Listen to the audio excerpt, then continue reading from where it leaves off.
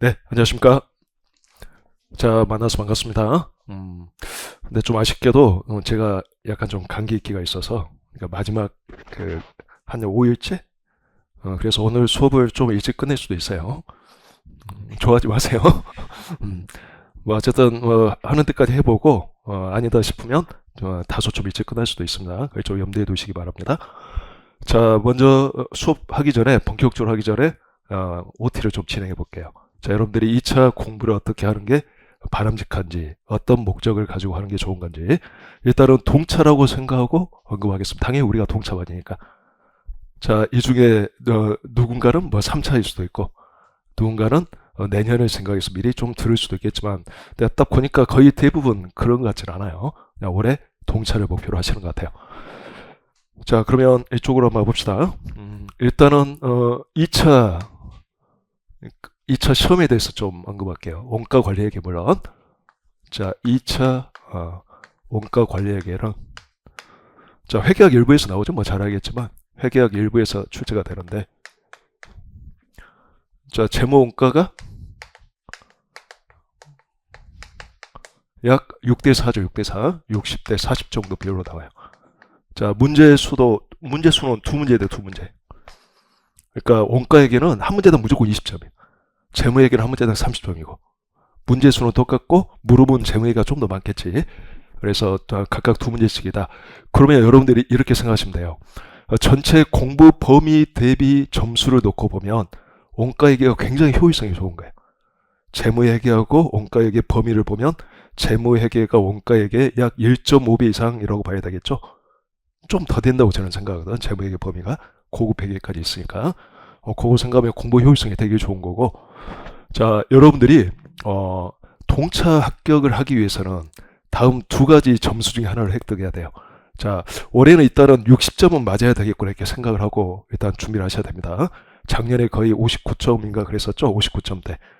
자, 60점 이상은 무조건 합격이에요. 그러니까 60점을 일단 목표로 하고 자, 회계학 1부에서 80, 회계학 2부에서 60.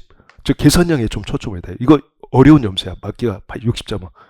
뭐 과름만 면해도 어쨌든 잘할 수도 있는 그런 건데 일단은 목표를 이렇게 해야 되고 세법학 1부 50, 2부 50 또는 회계학 1부 90 그러면 50, 50, 50 자, 현실적으로 밑에가 좀 더 가능성이 높다고 생각이 저는 위에보다.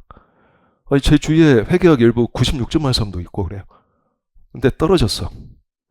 96점 맞은 해는 떨어졌어. 과락으로. 뭐 한 2점 정도 부족한 과락으로. 근데 그 다음에 물론 합격했지. 원체 회계를 잘하니까. 그래서 여러분들은 요걸 목표로 하셔야 되고, 자, 이걸 목표로 하기 위해서는 우리가 한 달 전에 이 동차 종합반이 끝나죠. 그러면 공부를 어떻게 하는 게 좋냐면 한 달 전까지는 세법학은 수업을 따라가세요. 많은 것도 없는데 이게 잘 안 돼. 뭐 예습도 잘 안 되고 하니까 열심히 수업 듣고 복습하고 이렇게 해서 한 달 동안 한 달 그 남겨놓은 시점까지 그러니까 동차만 끝날 때까지 세법은 수업을 따라가는 게 좋을 것 같고 회계학 1, 2를 승부를 봐야 돼. 요때 막판 한 달 동안에 세법학에 많은 시간을 쏟아야 되니까 이때는 이제 회계학 1, 2부를 할 시간이 별로 없다고 생각하고 그 전에 거의 끝낸다는 심정으로 그러니까 마지막에 봐야 될 걸 어느 정도 딱 정리를 해놓는 거지. 그리고 잊어버리면 안 되니까 감을 잃어버리면 안 되니까 계속적으로 그걸 해나가는 거지. 회계학 1부는 세법학에 많은 시간을 쏟는 거지. 막판에 이해가 안 되면 막 외워서라도 가야 되니까. 그래서 이런 식의 좀 전략을 가져가는 게 좋을 것 같고. 자, 그리고 2차 시험에 큰 틀이 좀 바뀐 게 있는데, 자, 2015년 기점으로 좀 바뀌었어요, 여러분들.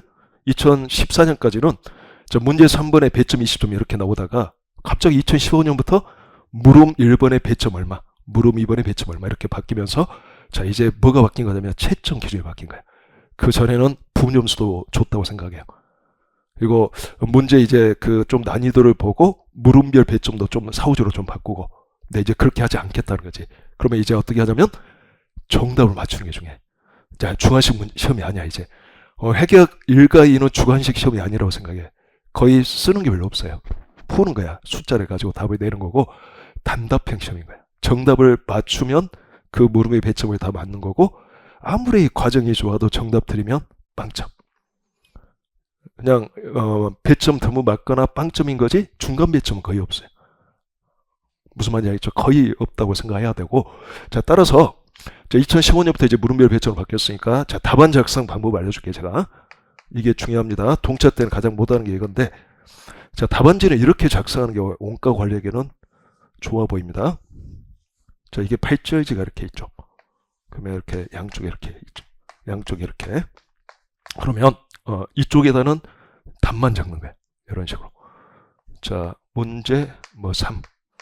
딱 제목 적고, 자, 물음 1. 요거는 딱 그냥 칼같이 딱 적어주는 거지, 물음 1. 단가로거든, 물음 1은. 그리고 혹시 물음 1에 쌍가로 1번이 있으면 답만 적으세요, 그냥 답만. 간혹 뭐 뭘 물어봤는지 한글로 적고 또 이 답에 한글 표현을 적고 막 그런 사람들이 있어요. 그럴 시간이 없다는 거예요. 그렇게 해서는 시간 부족으로 아웃되니까 그럴 시간에 그냥 답 맞추는 데 줄여가고 답만 적는 거예요, 답만. 자, 물음 2번에 뭐 얼마 이런 식으로. 이런 식으로 계속 해 나가고 여기에 이제 과정이 있어야 되겠지. 근데 과정도 물음 1번, 물음 2번 구별할 필요 없어 보여. 있으면 돼, 그냥 과정. 이 전체를 통으로 해서 이렇게 푼 흔적이 있으면 된다는 거야. 자, 채점자가 이거 이렇게 일이다 추정한 나른다? 안 할 거라고 생각해. 그냥 99.999% 안 할 거라고 생각해. 자, 있군, 끝. 알겠죠? 쳐다도 안 봅니다. 이것만 가지고 채점해 주세요. 맞았으면 배점, 틀리면 빵점 이런 식으로. 그러니까 여러분들이 효율적인 시간 배분을 해야 되니까 요게 중요해 보여요. 무슨 말인지 알겠죠? 나중에 이런 느낌을 갖고 싶으면 말씀하세요. 제가 채점할 때 이렇게 한번 좀 시켜볼 테니까 본인들이 좀 한 30-40분 채점해보면 알아. 이렇게 채점이 이루어지겠구나. 이건 있기만 하면 되겠구나. 없으면 어떻게 될까? 그건 잘 모르겠어. 없으면 과정이 없는 거잖아요, 전혀. 그럼 다 꺼버리는지 아니면 그냥 없어도 맞았다 해주는지 잘 큰 모르겠어. 어쨌든 있기만 하면 돼. 그러니까 이 답안지 맨 앞에 보면 이 낙서장 비슷하게 그냥 연습장이라고 있거든요. 줄이 안 그어져 있고 맨 앞에 보면 비어있는 부분이 있어요. 그리고 나서 줄이 딱 꺼지는 이제 답안지가 나오는데 이 비어있는 부분에 따른 아무것도 적지 마세요. 이거 활용할 필요가 없어요. 낙서를 하더라도 여기다 한다. 뭔 이해됐죠? 이게 어쨌든 근거다, 그런 것들이. 그래서 여기에다가 무조건 좀이라도 채워져야 된다. 과정이 있는 게 좋겠다. 자, 답안지는 이게 가장 퍼펙트한 답안지인 것 같고, 자, 그 다음에 두 번째, 이제 출제 경향을 좀 봐봅시다. 자, 원가회계와 관리회계. 이것도 약 4대 6입니다. 이거 4대 6. 40%, 60%. 그 다음에 소수역. 거의 안 나오고 있어요, 이건. 자, 2014년까지는 좀 나왔는데 2015년부터 이제 다 가지고 채점을 해야 되니까 소수역 내기가 좀 까다로운 거야. 그래서 최근에 2023년도에 좀 나오고 최근 한 5년 동안 한 번도 나온 적이 없어요. 2023년도에 좀 나오고. 자, 소수역 문제가 나올 때 뭘 준비해야 되냐면 일반적인 소수역, 뭐 활동기준 원가에서의 장점, 그 다음에 뭐 고정제조 간접원가 조업도 차이는 왜 성과평가할 때 왜 이거 포함시키지 않는가, 이런 것들 딱 답이 있는 것들 그런 거 위주로 좀 준비하시면 될 것 같고, 소수가 중요하지 않아요. 자, 그 다음에 이제 이게 요즘에 좀 등장하고 있는 거예요. 한 문제로 여러 주제를 다루는 거죠. 한 문제 하나의 주제가 아니라, 즉 한 문제 한 장이 아니라 한 문제가 한 4-5장에 연관이 있는 거예요. 한 문제를 해결하기 위해서 4장에서 5장 정도의 배운 걸 활용해서 풀어야 되는 거. 자, 요게 요즘에 좀 뜨고 있는 것 같아요. 그래서 최근 2년 그 기출 문제를 보면 두 문제 중에 한 문제는 이런 문제였어요. 한 문제는 그냥 한 장의 주제를 좀 다루고 있고, 대부분 한 문제는 여러 주제. 그래서 요것도 우리가 잘 준비를 해놔야 되겠어요. 자, 출제 경향은 이렇다는 거. 자, 그 다음에 이제 제가 생각하는 공부 방법.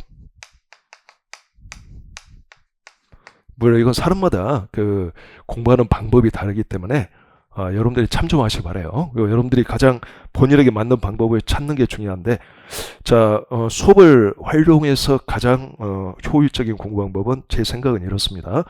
지금 이제 기초는 이제 어느 정도 다져져 있는 상태이잖아. 그러죠? 그렇다고 생각하고 설명드릴게요. 그러면 자, 이 순서가 좋아요. 일단 수업 전에 예습을 하는 거야. 그 다음에 자, 수업을 듣는 거죠. 그리고 복습을 이제 하는데, 복습은 자, 수업 시간에 쉽게 말해서 복습을 하는 거고, 끝나고 나서는 이제 간단 복습만 하는 거예요. 간단 복습. 수업 시간에 이해 안 된 거 위주로만. 자, 그러면 좀 더 구체적으로 말해보면, 이 예습을 한다는 것은 그냥 하는 게 아니라, 내가 혹시 부족한 장이다 그러면 기본서도 같이 보는 거예요. 기본서 1 해독을 하고, 그리고 그 장을 예습하는 게 좋고, 자, 그리고 그냥 하는 게 아니라 나중에 시간이 어차피 되게 부족하기 때문에 표시를 하면서 나중에 볼 거 안 볼 거 미리미리 구별하는 거지. 그래서 제가 쓰는 방법은 GMB 방식인데, 자, G, 굿, M, 미들 또는 미디움, 중간이라는 거죠. 이해 정도가 배드, 나쁜 문제야. 그래서 쉽게 말해서 굿굿 나오면 어떻게 해도 돼요? 이제 지지 받았으니까 안 해도 되겠지. 굿게임이 아닙니다. 굿굿, 그냥 이건 이해됐다는 거야. M만에서는 이건 틀리지 않는다는 거지. 그 다음에 M 지지 나오면 그만두고, 이런 식으로 해서 어떤 문제는 좀 더 여러 번 풀어야 되고, 어떤 문제는 한 두 번 풀고 끝내야 되고, 이런 식으로 좀 미리미리 구별을 해놓고, 수업 시간에도 이건 이제 굿이라고 저희가 했던 것은 수업 시간에 거의 끝나겠지, 복습이. M도 거의 수업 시간에 거의 해결이 되겠지. 근데 이제 B는 수업 시간에 약간 부족할 수 있어요. 요것만 간단 복습하는 거예요, 수업 시간에. 그래서 여기에 좀 더 시간을 쏟는 게 좋아. 수업은 복습하는 거다. 수업이 본장이 아니라 여러분들 스스로 하는 게 본장이다. 수업은 뭔가 좀 미진한 거, 그 다음에 진도에 맞춰서 공부하는 게 필요하니까, 자, 6월, 어느 정도 6월 말까지 7월 2일까지는 다 끝난단 말이에요, 1회독이. 자, 그걸 염두에 두고 이렇게 해 나간다. 그러면, 자, 여기까지 하면 1회독 한 거까지면 적어도 한 2회독은 되어 있는 거니까. 2회독이 이제 되어 있는 거야. 그래서 여러분들이 이제 나름대로 나는 이제 문제를 가지고 정리하는 게 좋은 사람은 어쩔 수 없이 그렇게 하는 거고, 나는 문제는 일종의 보조 역할이다. 이론의 이야기야. 그리고 내가 문제를 좀 풀어보면 어떻게 푸는지 이해가 됐으면 별로 안 봐도 된다. 그러면 그런 사람들은 이론을 막판에 정리하는 게 좋아. 저는 마지막 한 달 남겨놓고 문제를 많이 푸는 게 아니라 문제는 그 자리 많이 풀고, 자, 마지막에는 문제 일부하고 문제에서 느꼈던 걸 이론에 좀 정리하면서, 이론 갖고 뺑뺑이 돌리는 게 더 좋다고 생각하는 사람이야. 이론만 하면 문제는 다 풀 수 있다라는 생각으로 공부를 해야 돼요. 그래야지 해독수를 막판에 증가시킬 수 있어요. 자, 이해독 해갖고 합격 못해요. 적어도 한 4, 5회독은 해야 돼요. 그러니까 세무 얘기할 거 없이 세포박이고 뭐든. 근데 그렇게 해독수 하려면 뭔가 이렇게 좀 정리가 되어 있어야 돼. 그래서 빠르게 1회독씩 이렇게 해 나갈 수 있도록 해줘야 돼요. 요 작업을 미리미리 하는 거예요. 자, 공부 방법은 요거고, 자, 그 다음에 이제 네 번째. 자, 우리가 이제 공부하는 이 교재의 특징을 약간 언급해 줄게요. 참조 목적으로. 자, 이론 부분하고 문제 부분이 있죠. 연습 문제 부분이 있는데, 자, 이론은 그냥 2차에 필요한 것만 제가 심플하게. 자, 2차 그냥 완전히 2차용이야. 이론은 쓸데없는 거 다 빼놨고. 그러니까 여러분들이 별도로 서브노트를 만들지 않았다 그러면 그냥 이거 서브노트 하시면 돼. 여기에다가 약간만 본인 스스로 좀 보완해 주면 돼. 문제 풀면서 느꼈던 거. 그다음에 자기 이론에는 좀 당연히 알 거라고 보고 제가 빼놨는데 본인이 몰랐던 거, 문제 풀면서 좀 느꼈던 것들을 좀 보완 참작하는 거다. 그래서 서브노트 하면 된다. 그래서 나중에는 이제 이론만 계속 돌려도 돼. 막판에 한 일주일 남겨놓거나 이론만 한 2바퀴 3바퀴 이렇게. 그러면 안 잊어먹겠죠? 내가 이해했던 걸 잊어먹지 않는 게 중요하니까. 자, 그래서 2차에 필요한 것만 딱 그냥 핵심으로만 해놨어요. 별로 두껍지도 않을까요? 자, 문제는 발표된 거 있죠. 2000년 이후에 시험 주관하는 기관에서 발표한 기출 문제는 다 들어가 있다고 보시기 바라고. 그다음에 요게 2022년도 12월인가? 그때 이제 출간한 교재니까 2023년이지. 그러니까 그래서 2년치가 빠져 있단 말이야. 2년치는 제가 유인물로 나눠줄 거니까 이미 나눠줬죠. 그거 가지고 공부하면 되겠고, 그 중에 작년 한 문제는 제가 오늘 풀어줄까요? 작년 한 문제는 그래서 그거는 좀 더 보시면 될 것 같고, 자, 그 다음에 요 문제는 가장 제가 그 중점을 기울였던 사항이 뭐냐면, 자, 이거예요. 그 똑같은 방식으로 풀어야 된다는 거지. 동일한 주제에 동일한 풀이, 즉 일관성. 그러니까 기본서, 객관식, 연습서 풀이가 각각 달라지면 되겠어 안 되겠어? 이게 공부하는 사람 입장에서 너무 어렵단 말이야. 그래서 기본서부터 객관식 연습서까지 동일한 주제에 대해서는 동일한 풀이법. 자, 요걸 되게 강조했다. 이렇게 생각하시 바라고, 이렇게 해야지만이 나중에 이해독이 빨라져. 이래도 어쩔 수 없이 막 시간 걸리겠지, 예습할 때. 근데 이제 한번 딱 이게 되어 있으면 이제 이게 눈에 익어. 계속 그 동일한 풀이니까, 동일한 주제에 대해서 뭐 2회독, 3회독 하면 할수록 이제 빠르게 해 나갈 수 있는 거지. 나중에 이제 문제를 손으로 푸는 게 아니라 막판에는 눈으로 확인하는 거지. 그게 필요한 거지. 그래서 그걸 위해서 가장 신경 썼던 게 일관성이라는 거. 이렇게 알아두면 되겠고, 자, 그리고 이 수업 들을 때, 여러분들 있잖아요. 수업 들을 때 그냥 단순 복습이 아니라, 자, 이걸 신경 써서 들어야 돼. 예습해갖고 왔죠. 그러니까 수업을 들을 때, 저 어떤 문장을 어떻게 제가 해석하는지, 이게 일단 필요해. 여러분들이 해석이 안 될 수가 있어. 국어도 필요하단 말이야, 있잖아. 이 국어 실력이 어떻게 보면 당락을 좌우할 수도 있어. 해석을 잘못하면 바로 아웃이니까. 자, 이거 하고, 그 다음에 이 문제 자료를 제가 어떻게 요약하는지, 뭘 신경 쓰는지, 요걸 착 캐치를 하고, 그 다음에 풀이법을 읽혀야 돼. 그래서 이 풀이법을 실제 시험장에서 그대로 다 적을 필요는 없는 거지.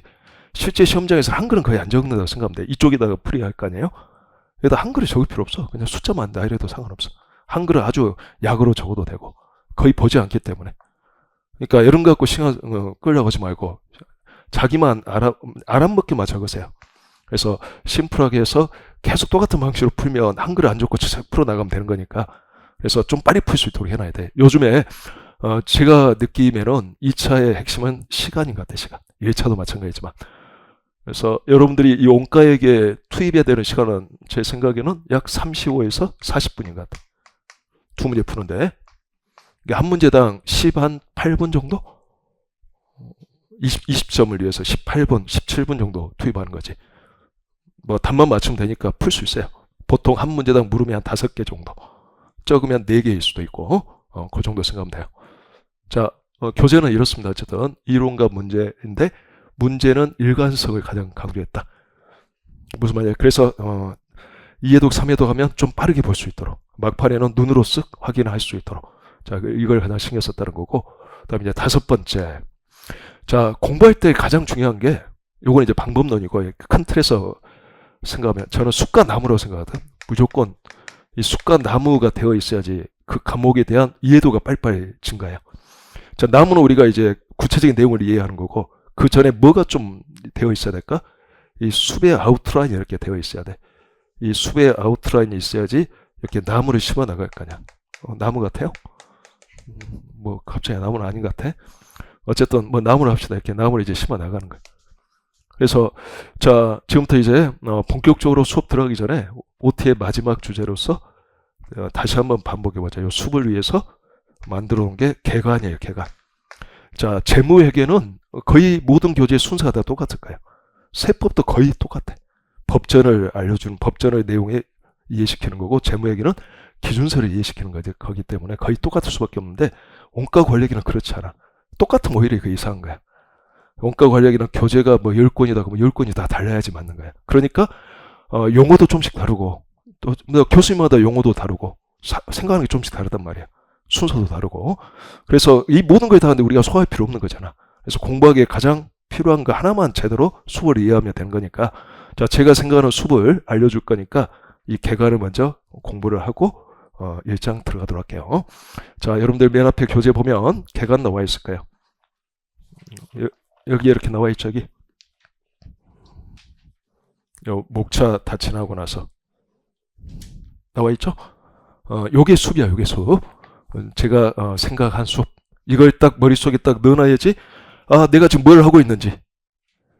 그리고 2차는 1차하고 달리 이 원가계산 제도들도 상호 막 결합이 많이 된단 말이야. 어떤 식으로 결합이 되는지 이 구조가 좀 이해가 될 거니까. 자, 그러면 이제 해봅시다.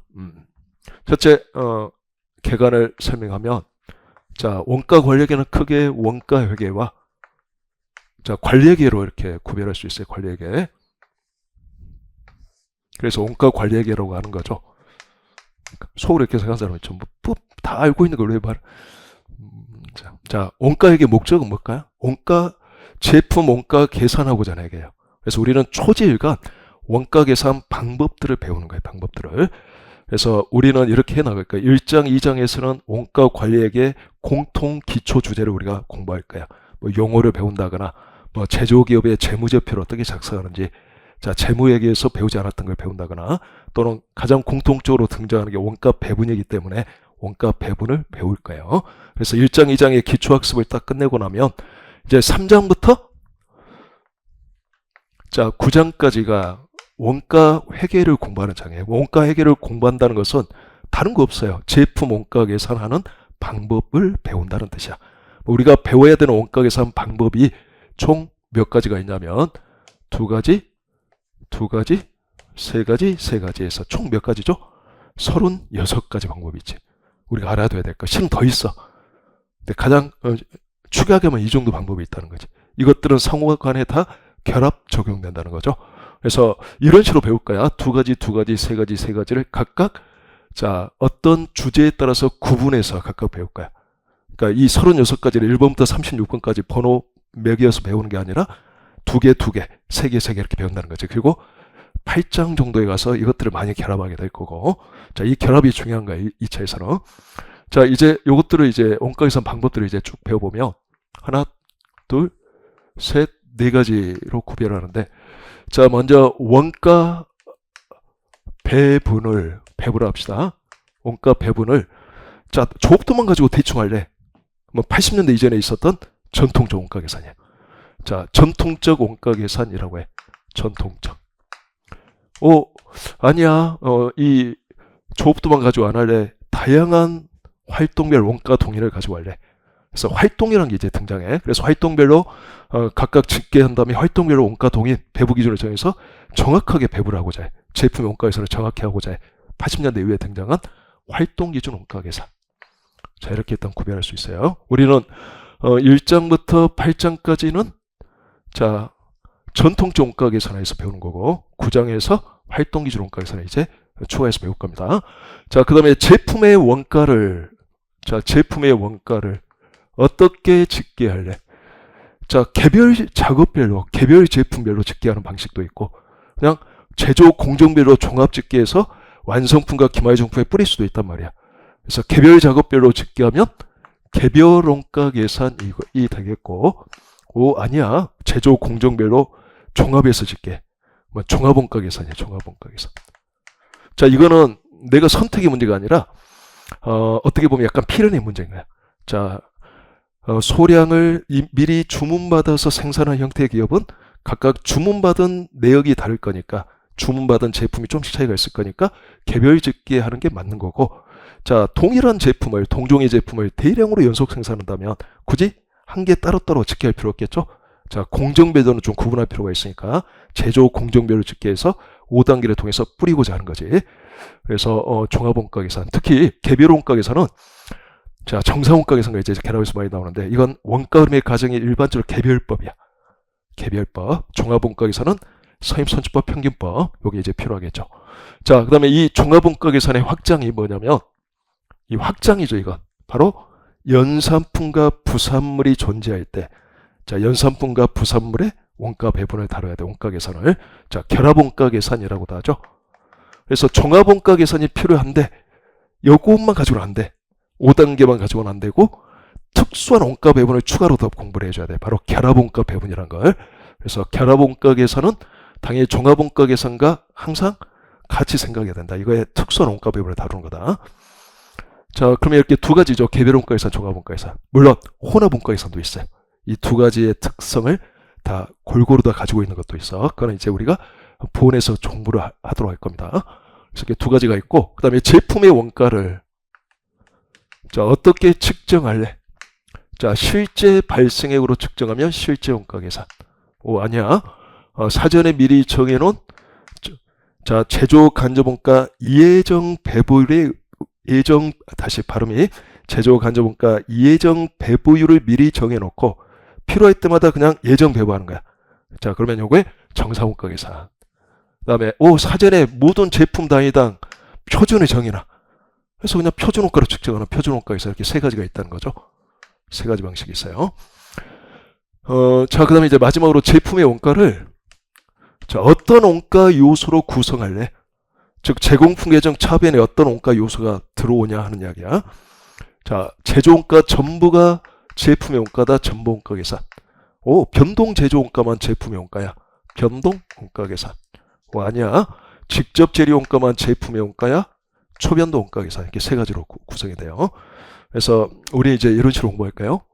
자, 3장에서 개별 원가 계산, 4장, 5장에서 종합 원가 계산, 또 결합 원가 배분 다르고, 자, 1장부터 5장까지는 실제 원가 계산에서 배우는 거고, 자, 6장에서 정상 원가 계산, 7장에서 표준 원가 계산, 그 다음에 8장에서 이 세 가지다. 물론 전부는 1장부터 8장까지 다 해당됐던 거예요. 자, 그래서 나중에는 이것들이 따로따로 노는 것 아니면 다 상호 결합된다. 다 이런 식으로 결합되는 거다. 여기는 빼고, 여기는 종합원가 계산의 확장이라고 봐야 되니까 이런 식으로 다 상호 결합되는 거다. 이렇게. 그래서 총 몇 가지가 되냐면 36가지가 된다. 두 가지, 세 가지. 특히 중요한 게 요게 중요해요. 요게. 자, 정상, 개별 이렇게 많이 결합해서 나오고, 표준, 종합. 이게 일단 2차에서 공부에 초점이에요. 자, 표준, 개별 이런 건 안 나와. 정상, 종합도 아직 나온 적 없어. 2000년 이후에 한 번 더. 그래서 정상, 개별 원가에서 표준, 종합 원가에서. 자, 이것들은 다 결합할 수 있어요.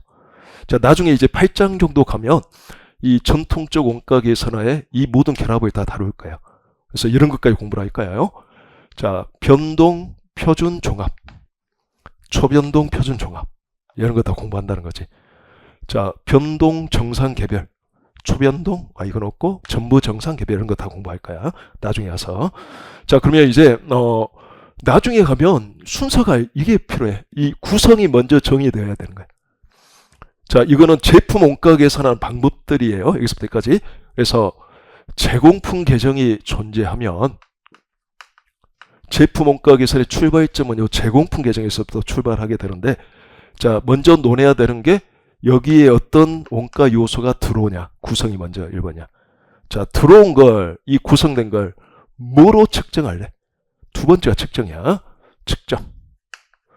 세 번째, 이렇게 구성하고 이렇게 측정하되 어떤 방식으로 집계해서 할 거냐. 집계가 마지막이다. 순서가. 이런 식으로 공부를 해줘야 돼. 그래서 공부할 때는 이 역으로 배우지. 집계, 측정, 구성으로 배우지만 나중에 결합할 때는 반대로 생각해야 돼. 구성이 먼저고 구성한 걸 어떻게 측정할래? 이렇게 구성하고 측정한 걸 어떤 식으로 집계해 나갈래? 개별적으로 해 나갈래? 제조 공종별로 종합해서 해서 뿌릴 거냐? 5단계를 통해서 뿌릴 거냐? 이런 식의 방식이 필요해요. 자, 제가 기본 강의 객관식 때도 이런 개관을 설명해 줬지만 그때는 긴가민가 했을 거야. 왜냐면 그때는 아직 공부 안 되어 있기 때문에 용어도 뭐 낯설고 좀 그랬죠. 근데 지금 어때? 좀 더 느낌이 다르죠. 공부가 좀 여러분들이 돼 있는 거야. 그래서 나중에는 이거 딱 보고 이렇게 들여다보면 딱 문제를 보면 이게 뭔 문제다는 게 눈에 딱 들어오겠지. 원가에서 문제로 이 문제구나. 이런 식으로 딱 눈에 들어오는 거지. 활동기준 원가계산은 주로 개별 원가계산과 결합하고, 자, 실제 정상 표준 전부 여러 정도만 결합해. 종합 원가계산 결합하지 않아. 문제 나온 적 없어요. 변동, 초변동도 별로 친하지 않아. 활동기준 원가계산은. 그냥 너무 신경 안 써도 돼. 활동기준 원가계산은 따로 그냥 논다라고 생각합시다. 자, 그러면 이제 관리계로 가볼게요. 자, 관리계는 공부할 때, 자, 이게 숲을 그리기가 좀 어려운데, 제가 생각하는 관리계 공부법은 이게 가장 저는 좋아 보인다는 거지. 자, 크게 전통적인 관리회계와 최신 관리회계, 전략적 관리회계로 구별할까요? 즉 80년 이전에만 존재했던, 자, 그다음에 그 이후에 이제 대두됐던 자, 최신 관리회계, 전통적 관리회계. 전통적 관리회계는 또 이걸 이런 식으로 공부하는 게 좋아 보여. 자, 크게 세 가지 소주제로. 첫 번째 주제가, 자, 계획과 통제. 자, 경영자 입장에서는 먼저 이 관리회계는, 자, 원가회계는 제품 원가 계산하는 방법을 배우는 회계고, 관리회계는, 자, 여기에서 파악된 제품 원가와 기타 수익에 관한 정보를 어디에 활용한 회계다? 기업 내부 관리에 활용한 회계다. 기업 내부 관리에, 자, 원가 정보 등을 활용하고자 하는 회계예요. 기업 내부에 활용해서 뭐 하고자 하냐면, 자, 여기는 이제 경영자 입장에서 생각해야 돼. 자, 계획 세워야 되지. 자, 그래서 계획 세운 다음에, 즉, 플랜, 계획을 세우고. 자, 계획을 세웠으면 실행에 옮기겠지. 두. 그 다음에 실행에 옮겼으면 결과가 나왔겠죠? 실제 발생 결과를 당초 계획하고 비교해서 평가를 해줘야 되겠지. C. 그래서 계획과 통제인데, 계획은 플랜을 말하고 통제는 do와 C와 피드백을 말해. 피드백. 실행에 옮긴다, 성과를 평가한다, 피드백을 제공한다. 이 중에 실행에 옮긴다, 피드백을 제공한다는 건 이론이 없어. 그냥 말 한마디로 끝나는 거고. 자, 결국 통제 핵심은 뭐냐면 성과평가예요. 그래서 계획을 배우는 거고 성과평가를 배우는 거야, 우리가. 계획과 통제는. 자, 이게 1년의 과정이고, 그 다음에 두 번째 이제 주제가 의사결정이에요. 의사결정. 경영자 입장에서 가장 필요로 하는 게 원가 정보 등을 활용해서 자, 대안의 선택을 다룰 수 있어야 돼. 의사결정. 그 다음에 이제 마지막으로 최신 관리에게는 자, 전략과 연관해서 판단하니까 전략적 관리회계라는 주제를 갖고 있는데, 자, 이 전략적 관리회계 핵심 주제는 원가 절감이에요. 원가 절감. 핵심 사고는 원가를 절감시키자는 사고가 있어요. 좀 이따 설명해 주도록 하겠다. 자, 이쪽으로 다시 해보자. 자, 계획과 통제, 의사결정, 전통적 관리회계, 전략적 관리회계, 최신 관리회계. 자, 이렇게 구별하고. 자, 우리는 여기서 보면 계획 미래죠. 의사결정 미래죠. 자, 근데 여기 원가 계산 정보는 미래 원가인가 아니면 과거 원가인가요? 과거 원가잖아. 이걸 그대로 활용할 수는 없는 거잖아. 그래서 중간 단계로 자, 원가회계에서 관리회계로 넘어갈 때 한 가지 주제가 더 등장해야 돼. 바로 원가 함수를 추정해야 돼.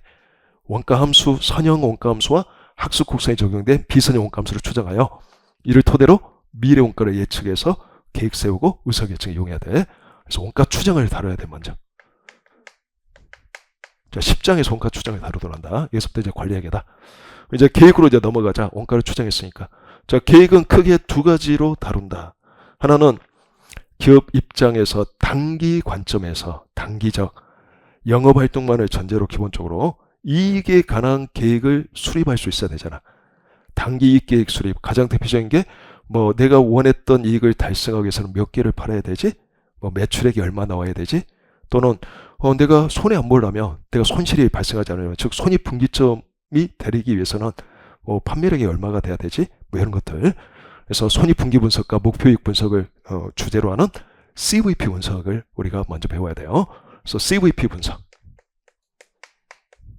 11장에서 다뤄요. 시험에서 굉장히 중요한 거지. 그 다음에 이제 기업 전체를 대상으로 계획을 세우는 걸 우리가 종합 예산이라고 그래. 그래서 예산, 재무제표를 작성하는 거야. 종합 예산은. 여기는 이익에 관한 계획을 세우는 거고, 이익에 관한 계획을 세우고자 딱 정형화된 틀이 있어.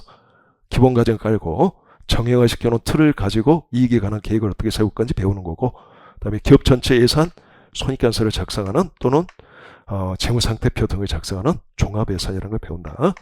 자, 12장이죠 이거. 13장에서는 이제 전통적인 성과평가를 배워요. 자, C. 자, 바로 책임회계와 성과평가란 걸 우리가 다루게 될 거예요. 그래서 전통적인 성과평가는 화폐 금액만 가지고 우리가 평가하는 거야. 즉 재무적 측정치만을 이용하는 거야. 재무적 수치, 화폐 금액을 말하지. 재무적 수치만을 가지고 성과평가하는 걸 배운다. ROI도 재무적 측정치예요. 왜냐하면 ROI는 많은 사람들이 ROI, 투자 수익률 하면 퍼센테이지니까 이게 왜 재무적 측정치지? 이런 생각하잖아. 땡. 이 퍼센테이지를 계산하기 위해서 투자액과 이익이 필요한데 이게 전부 다 화폐 금액이잖아. 화폐 금액. 그래서 화폐 금액 가지고 측정하는 거야. 이것도 말만 한 퍼센테이지. 그래서 이 책임회계 성과평가는 재무적 측정치만 가지고 이용하는 자 전통적 성과평가. 요거 배우는 거지. 그래서 책임 중심점이 중요해. 여기서는 책임 중심점별로 서로 다르게 평가를 해 나가는 거죠. 이렇게 하고 그다음에 이제 의사결정 넘어갑시다. 이게 3장에서 쫙 이거 끝내고 13장에서 배웁니다. 그다음에 이제 의사결정 배우는데, 자, 의사결정은 공부할 때 이렇게 하는 게 좋을 것 같아. 순서를 쫙. 일단 의사결정할 때 자 등장하는 독립변수 값이 확실하게 알려져 있는 거. 자, 확실성화 의사결정이 있고, 그다음에 의사결정할 때 필요로 하는 이 독립변수 값이 일부가 불확실해. 불확실하다는 것은 확률이 알려져 있는 걸 말해. 자, 불확실성과 의사결정. 이렇게 일단 구별해야 되겠지. 그리고 이 확실성과 의사결정은 또 한 번 쪼개서 배울 거예요. 자, 의사결정 기간이 1년 이하여서 자, 합의 시험 가치 같은 거 고려할 필요가 없어. 그냥 회계 이익 기준으로 유리한 대안을 선택해 주면 돼. 자, 단기 의사결정. 오, 아니야. 1년 초과해서 의사결정하는 기준이 벌써 4가지나 존재해. 뭐 수년제 가치가 좋아할 수도 있고, 내부 수익률, 회계적 이익률, 회수기간. 그리고 합의 시험 가치를 고려하는 모형도 있어. 고려하는 게 좋아. 자, 장기 의사결정이죠. 장기 의사결정. 이게 구별해서 배운다. 자, 먼저 이것부터 할게요. 14장이 중요한데, 자, 확실하고 단기 의사결정을 우리가 관련 원가와 단기 의사결정이라고 해서 우리가 배우게 될까요? 그래서 의사결정할 때 중요한 용어 정리를 배우고 관련 원가와 단기 의사결정 제목이, 그래서 이건 14장에서 배워요. 15장에서는 장기 의사결정을 투자 의사결정이라고도 하고, 또는 전통적으로 우리나라에서는 자본예산이라고 그래. 자본 조달해서 이걸 어떻게 투자할 거냐를 다룬다고 해서, 그래서 자본예산이라고 하여 15장에서 배웁니다. 그 다음에 16장에서 자, 불확실성하에 의사결정이라는 제목을 갖고 이거 다룹니다. 여기는 이제 의사결정도 중요하지만 그보다 더 중요한 게 정보의 가치를 계산하는 거야. 불확실한 상황을 해소하고자 완전 정보를 제공받을 수도 있고 불완전 정보를 제공받을 수도 있잖아. 정보의 가치를 계산하는 게 중요해.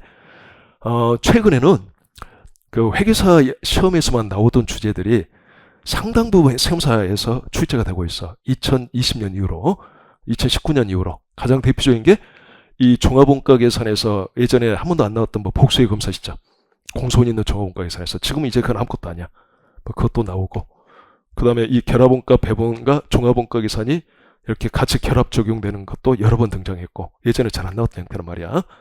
그리고 부산물이 있는 경우 뭐 당연히 다 나오고, 그 다음에 과거에는 한 번도 안 나왔던 EVSI, 자, 불완전 정보의 기대가치 계산한 것도 나왔고 7.0로 나왔죠. 자, 이게 나온 지 좀 됐기 때문에 또 공부를 해둬야 될 것 같아. 이렇게 한 번도 안 나왔던 주제들이 이제 등장한다. 그러니까 자본예산 이런 것도 아마 여러분들이 1차 공부할 때는 날렸을런지도 몰라. 근데 지금은 해야 될 것 같아. 자본예산도 나올 수 있단 말이야. 그리고 작년에도 물음 하나를 해결하기 위해서는 이 자본예산을 공부했어야지만이 풀 수 있는 문제가 있었어요. 작년에도. 1차에서도 등장하고, 그러니까 제가 알려주는 것 정도로 정확히 해두세요. 자, 자본예산 공부할 때 가장 중요한 게 발생주의 영업이익하고 자, 영업 현금 흐름의 전환이 필요해. 이거 전환을 하지 못하면 작년에 아마 5점짜리 그냥 날렸을 거야. 다 풀어놓고도 맨 마지막에 답을 못 냈을 거라고 봐. 그런 것들을 할 수 있어야 됩니다. 자, 여기까지 하고 그 다음에 이제 중요한 거, 자, 성과평가도 필요하고 단기 의사결정 개념도 필요해. 자, 요 두 개가 다 동시에 필요한 게 바로 뭐냐면 대체 가격 결정이야. 그래서 가격 결정과 대체 가격 결정인데 2차에서 가격 결정 안 중요하니까 됐고 그냥 대체 가격 결정. 자, 17장에서 다루죠. 그래서 대체 가격 결정은 교수님들이 되게 좋아하는 주제예요. 그래서 요거는 뭐 왜 이건 이 두 가지 관점이 결합되냐면 각 사업부 경영자 관점에서는 대체 여부 의사결정할 때 뭐가 중요하냐면 자신의 성과 극대화가 중요해. 성과 평가 관점에서 대체 여부를 판단하는 거고, 자, 기업 전체 관점에서는 그냥 의사결정이야. 대체 시 기업 전체 이익이 높냐 비대체 시익이 높냐에 따라서 대체 여부가 결정되는 거야. 그러니까 의사결정과 성과 평가 관점이 다 필요해요. 그러니까 맨 마지막에서 같이 배우는 게 좋아요. 자, 이제 이쪽으로 가보자. 전략적 관리에는 두 가지로 우리가 구별해서 배울 건데, 하나는 자, 전략적 관점에 의한 원가 관리란 걸 배우고, 자, 두 번째는 자, 전략적 성과 평가와 보상, 이렇게 구별해서 배울 건데, 자, 여기서는 약 8개 정도 되는 이 전략적 원가 기법을 배울 거예요. 자, 그 중에 한 4가지는 원가 자체를 그냥 절감시키고자 하는 기법을 배울 거야. 요거는 핵심 주제가 뭐냐면 전략적 관리에는 자, 경쟁 우위를 획득하자 하는 거야. 경쟁 우위를 획득하기 위해서 도움이 되는 기법들을 배워나가는 거야. 경쟁 우위 획득. 그래서 이제 더 이상 효율성만 가지고는 안 돼. 경쟁 우위가. 뭐가 필요하면 효과성이 필요해. 효과성이 중요해. 효과성은 기업의 성과 자체를 높이는 거란 말이야.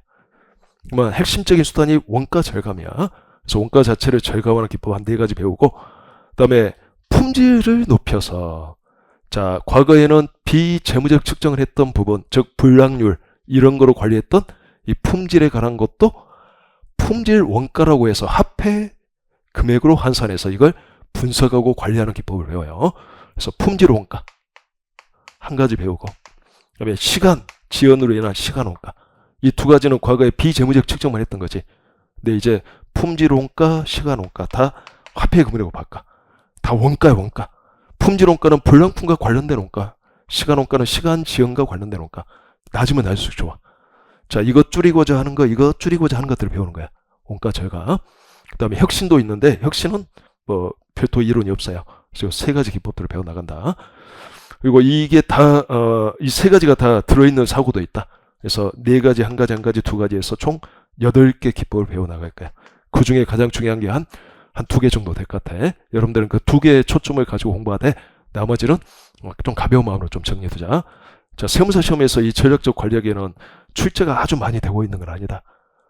전통적인 이 관리가 더 중요하지, 이게 중요한 건 아니다. 근데 나올 수는 있다. 회계사 시험에서도 이게 이 전략적 관리학계가 2010년까지 굉장히 많이 나왔어, 초반에. 그러다가 2011년부터 웬만큼 많이 내버렸기 때문에 좀 뜸해. 근데 최근에 또 간간히 한 10점 여러 정도 나오고 있어. 10점, 15점 이렇게 100점 만점에서. 그러니까 예전보다 이쪽이 이제 비중이 좀 많이 줄긴 줄었지. 근데 세무사 시험에서는 많이는 안 나왔다는 거지. 몇 개 정도 나왔는데, 자, 나중에 우리가 공부해야 될 거 뭐 위주로 하면 좋을 거냐, 그때 가서 알려줄게, 이거. 지금 말해봤자 잊어버릴 것 같으니까. 자, 전략적 성과평가는 말 그대로, 재무적 측정치만 가지고 성과를 평가하는 게 아니라, 비재무적 측정치도 같이 이용하자는 게 핵심 키워드고, 자, 그래서 BSC라는 균형 성과표가 등장하겠죠?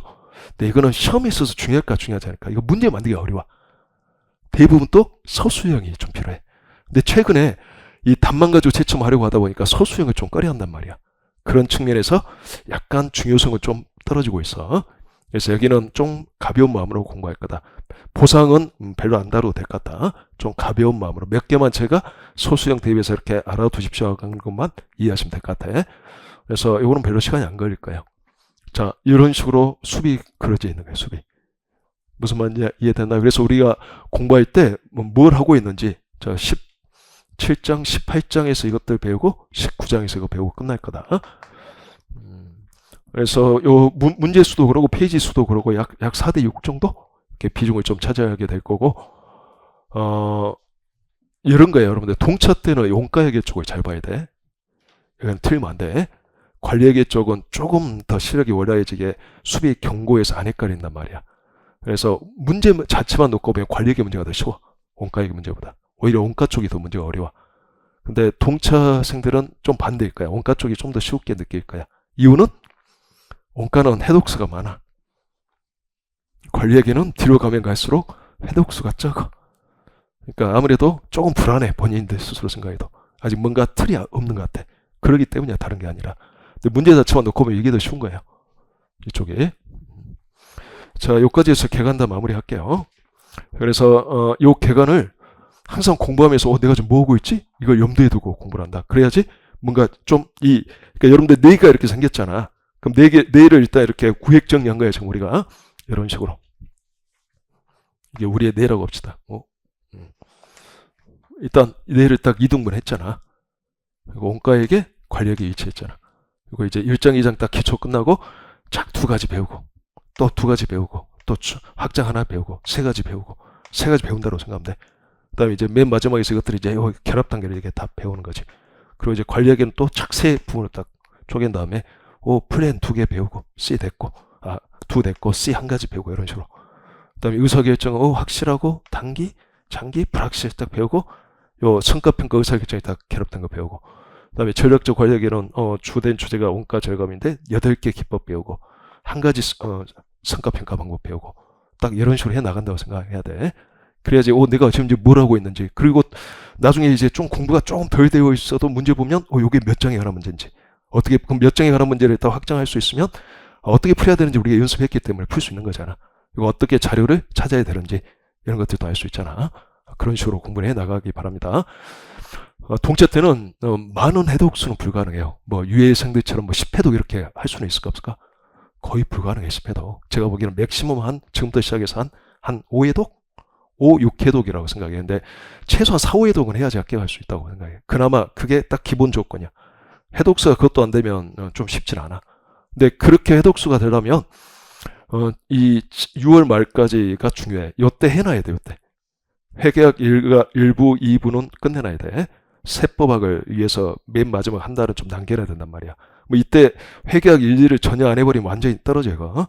내 최소 시간만 투입하는 거지. 그 전에 많은 시간을 투입해서 미리 많이 해놓고 이걸 잊어버리지 않도록 하루에 뭐 1시간, 1시간, 1시간, 재무 1시간, 원가 1시간, 뭐 세무익 1시간만 딱 투입하고 나머지는 이제 세법학에 다 투입하는 거지. 이런 식으로. 그런 식의 약간 좀 전략을 세워서 한번 해 나가보세요. 무슨 말인지 알겠죠? 자, 1교시는 그냥 OT만 끝냅시다. 2교시부터 이제 일장 할게요.